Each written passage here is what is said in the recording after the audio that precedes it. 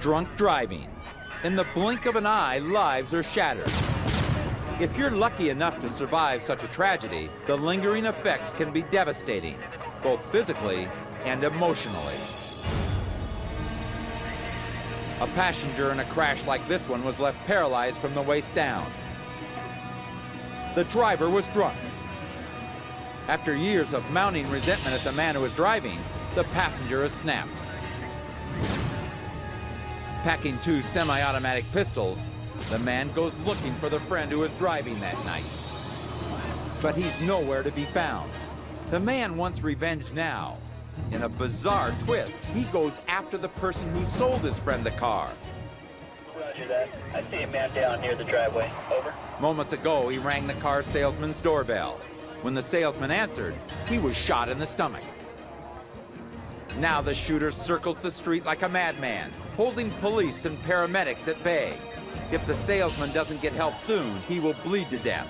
But the suspect won't let anyone near him. Neighbors look on, stunned.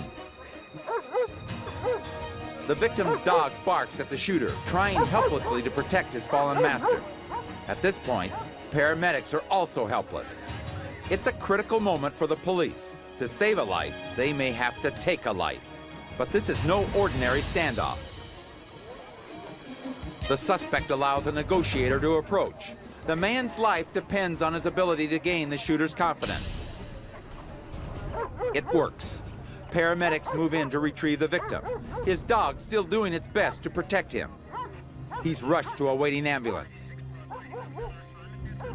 But the shooter still has a gun, and now he's angry. He feels tricked and warns police to back off.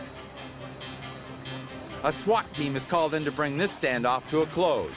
The suspect sees them and grows even more disturbed. He issues a clear warning.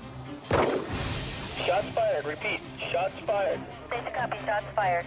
Negotiations seem on the brink of collapse. The suspect fires off another round.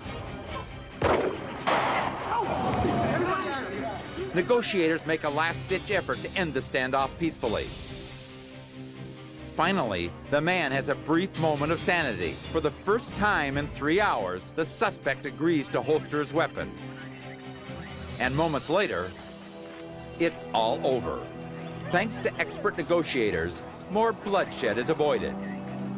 Clearly disturbed, the suspect is taken for psychiatric evaluation. The car salesman survived his wounds. But for this victim of drunk driving, it's obvious that some wounds will never heal.